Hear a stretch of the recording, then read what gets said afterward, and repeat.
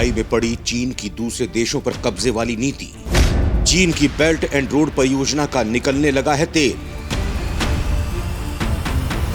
America के लिए चीन को गेट आउट करने का सुनहरा मौका। अमेरिका के कूटनीतिक मैदान में भारत भी मारेगा चौके छक्के। चीन के साथ पाकिस्तान के भी चूर हो जाएंगे सारे सपने।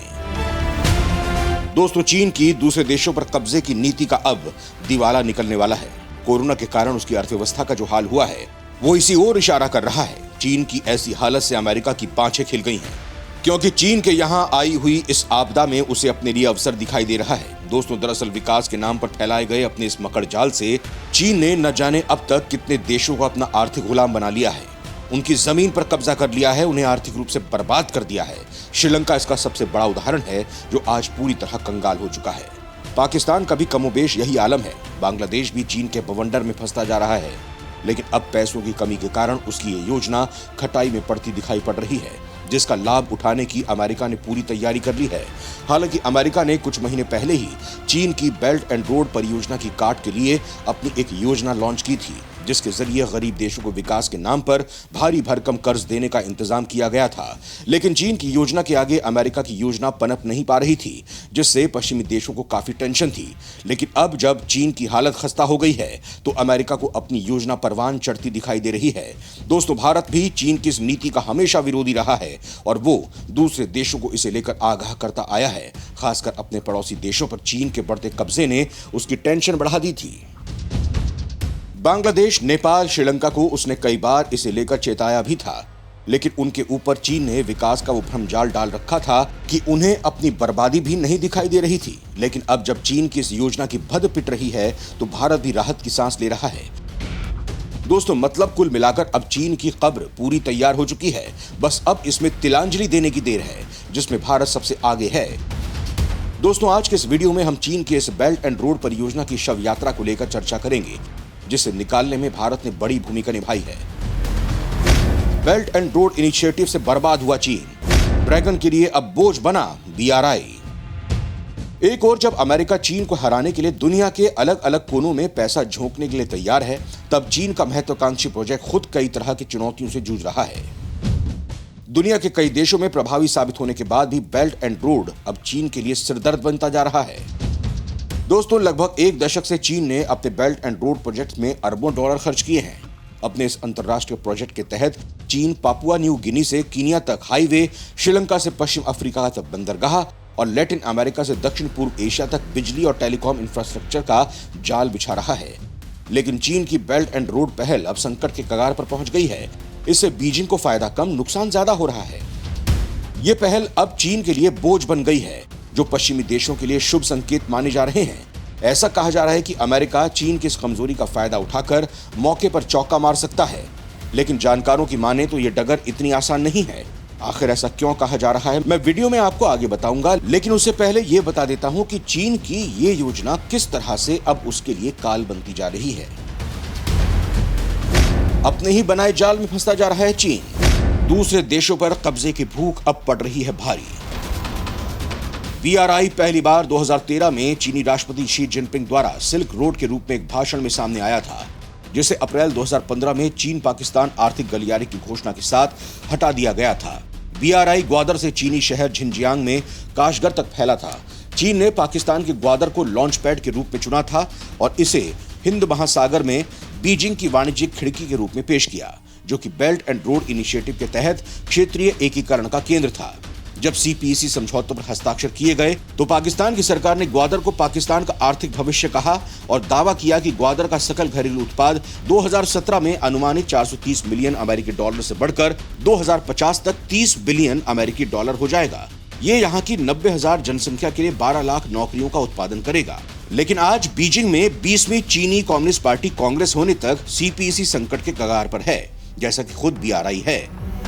चीन द्वारा शहर में एक नए हवाई अड्डे, ग्वादर फ्री जोन, एक 300 मेगावाट कोयला बिजली संयंत्र जैसे विकास परियोजनाओं की सूची की घोषणा के लगभग 8 साल बाद भी इनमें से कोई भी कार्य पूरा नहीं हुआ है। दोस्तों, साल 2013 से 2022 तक कुल निवेश के रूप में चीन ने पाकिस्तान को 53 बिलियन अमेरिकी डॉलर खर्च किए हैं। ग्वादर में 300 मेगावाट का पावर प्लांट बनना था, लेकिन अभी तक काम शुरू नहीं हुआ है। बिजली की कमी वहां किसी भी सार्थक विकास के लिए सबसे बड़ी बाधा है। निक्केई एशिया की रिपोर्ट के मुताबिक श्रीलंका जो बीआरआई का एक अन्य केंद्र बिंदु था, वहां चीनी ऋणों ने बुनियादी ढांचे में तेजी ला दी है, लेकिन उसे मई में अपने पहले ऋण डिफॉल्ट में धकेल दिया, जिसके परिणाम स्वरूप पूर्व राष्ट्रपति गोटबाया राजपक्षे को सत्ता से बाहर होना पड़ा। कई श्रीलंकाई भ्रष्टाचार और कुप्रबंधन को समाप्त करने की मांग कर रहे हैं, जिसके कारण लाखों लोगों को भोजन, ईंधन और दवा की भारी कमी का सामना करना पड़ रहा है। नई सरकार भी चीन के चंगुल से बाहर नहीं आ सकी है। हालांकि भारत उसे इससे निकालने की कोशिश कर रहा है, उसे चीन की चालबाजी समझा रहा है, लेकिन नई सरकार की करतूतें कुछ और ही इशारा कर रही हैं। दोस्तों, दरअसल चीन बेल्ट एंड रोड इनिशिएटिव के जरिए दुनिया भर के देशों को आर्थिक गुलाम बनाने की योजना पर काम कर रहा है। इसका खुलासा हाल ही में चीन और नेपाल के बीच बीआरआई को लेकर हस्ताक्षरित समझौता ज्ञापन की एक एक्सेस कॉपी से हुआ है। नेपाली मीडिया ने बताया कि चीन बीआरआई परियोजना के माध्यम से नेपाल में आर्थिक आधिपत्य जमाना चाहता है। समझौता ज्ञापन पर हस्ताक्षर करने के बाद इतने वर्षों के बाद भी इन बीआरआई परियोजनाओं को जमीन पर कहीं नहीं देखा गया है। इसके बावजूद चीन इस परियोजना के जरिए नेपाली अर्थव्यवस्था पर कब्जा जमाने की तैयारी कर रहा है। एमओयू की लीक कॉपी के अनुसार चीन बीआरआई के जरिए नेपाल की अर्थव्यवस्था पर अपनी मुद्रा और मुक्त व्यापार प्रावधानों के साथ हावी होने की कोशिश कर रहा है। साल 2017 में नेपाल और चीन की सरकार ने बीआरआई को लेकर एक समझौता ज्ञापन पर हस्ताक्षर किए थे। हालांकि इन 5 वर्षों में न तो नेपाल और न ही चीन ने इस दस्तावेज को सार्वजनिक किया है। दोस्तों, एमओयू से पता चला है कि बीआरआई पर नेपाल और चीन के हस्ताक्षरित दस्तावेज के जरिए बीजिंग न केवल नेपाल की अर्थव्यवस्था पर हावी होने और कब्जा करने की कोशिश कर रहा है, बल्कि नेपाल में अपनी मुद्रा के इस्तेमाल की कोशिश को भी तेज कर रहा है। इतना ही नहीं, चीन बिना सीमा शुल्क चुकाए अपने सामान को नेपाली बाजार में पहुंचा रहा है। दोस्तों, इससे साफ है कि चीन कई देशों को अपने शिकंजे में फंसाना चाहता था, लेकिन उसकी ये योजना अब उसके लिए ही मुसीबत बन गई है, जिससे वो उबर नहीं पा रहा और अमेरिका को इसी का इंतजार था। चीन की बिगड़ती हालत अमेरिका के लिए मौका, गरीब देशों को चीन के चंगुल से करा सकता है मुक्त।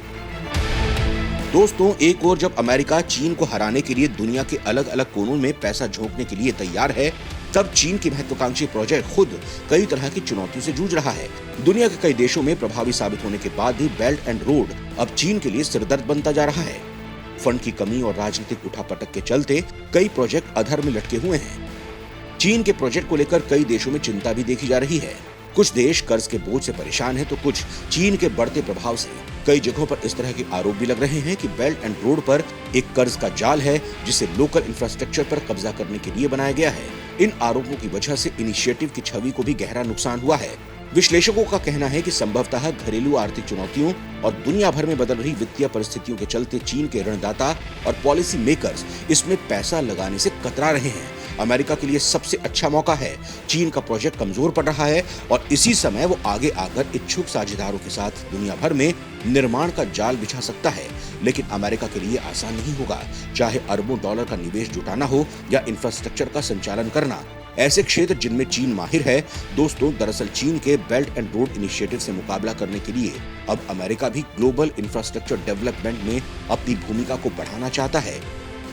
जून में बाइडेन और G7 के नेताओं ने देशों के बीच इंफ्रास्ट्रक्चर की खाई को बांटने के लिए एक गेम चेंजिंग प्रोजेक्ट में $600 बिलियन के निवेश की घोषणा की थी। इसमें $200 बिलियन का निवेश अकेले अमेरिका कर रहा है। इस महीने अमेरिका की उप विदेश मंत्री वेंडी आर शर्मन ने दक्षिण प्रशांत क्षेत्र का दौरा किया और द्विपक्षीय देशों के लिए समर्थन बढ़ाने के लिए एक नई साझेदारी को बढ़ावा दिया। दोस्तों, अमेरिका की ये नीति भारत के लिहाज से भी काफी कारगर है, क्योंकि इसके जरिए भारत को सस्ती दर पर विकास के लिए कर्ज मिल सकता है और वो चीन का मुकाबला करने के लिए अपने आधारभूत ढांचे का तेजी से विकास कर सकता है। जय हिंद, जय भारत।